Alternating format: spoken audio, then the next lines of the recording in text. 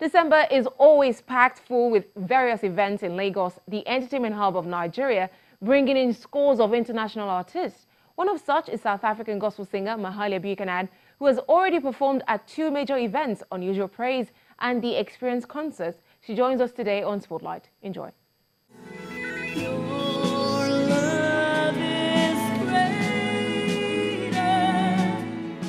South African songstress and TV host Mahalia Buchanan's love for music has opened the door for a new passion, as singing now takes her to countries across the world, including Nigeria, where she recently performed at the Experience Concert.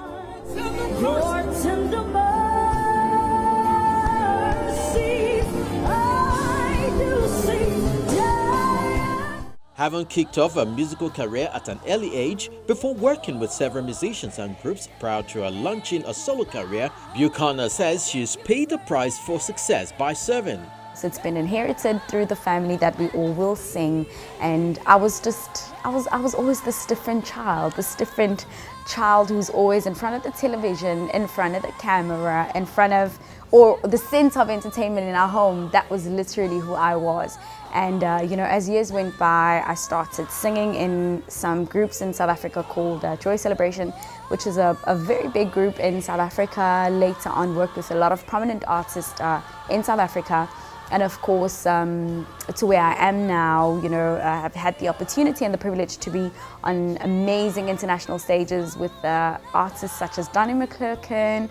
I've also shared the stage with Todd Delaney, Vashawn Mitchell, Tasha Copes, BB Winans, and that's just literally been so amazing to see how, you know, those sacrifices from that young age has been able to produce such amazing fruits and rewards.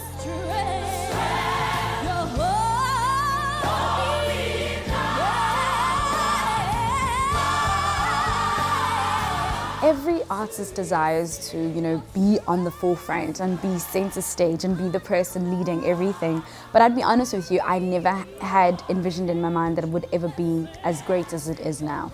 When God says that, you know, His plans are to prosper us, it simply is that. We just literally need to trust the process. And I think very importantly, it is also to know when is the right time to take that decision. For me, I started at 13 years old on a professional platform in South Africa, and it was only in the later stages of my life when I was fairly, I think 26. When I was 26, I had finally reached the place where I was ready for this. I was ready for next, and I believe that all of those different platforms had groomed me enough and had processed, you know, this talent to be ready to be able to stand on global stages. You know, I have the privilege to be in Nigeria today, and it's all because of that, you know, all of those grooming platforms that I've ever had to experience. So I guess for me, it was literally at a place where I was in Joy Celebration, and I had made the decision that I think the time is right. I think I've served and I've learned everything that I could have from all the people that, you know, I've had the privilege to work with. I believe that I've learned all the adequate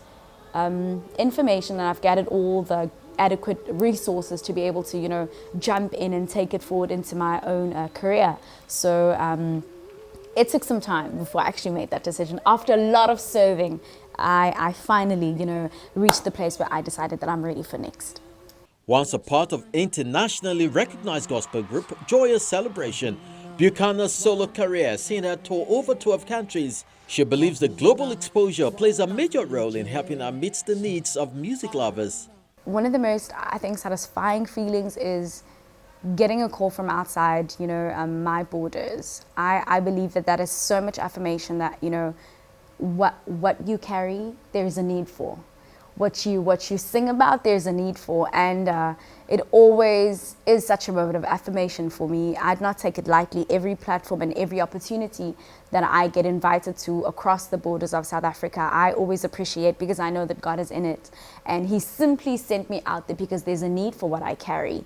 And yeah, I believe that there's greater responsibility when God calls you out of your borders. There's greater responsibility. There's greater, because the need is greater. The need is unfamiliar, you know, so there's a constant seeking to perfect what you carry. There's a constant seeking to be able to be a voice of hope for the people that you encounter. Different cultures shapes you differently, and ultimately you also need to prepare. In as much as God, you know, sends you out and gives you all of this amazing platform, but it is also a time where you self and also within your art need to perfect yourself to be able to fit into the different cultures that you encounter. Your love is better.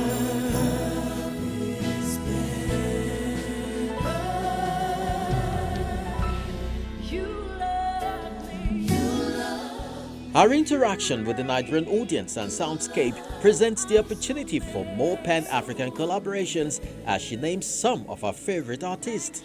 I think one thing about Nigeria is your music is so rich in melody that you definitely know that this has to be Nigerian. I have a few artists that I definitely love across genres actually. At the top of my list though, I love Sinach, Nathaniel Bessie, NK, Tim Godfrey. I've recently discovered Chioma Jesus.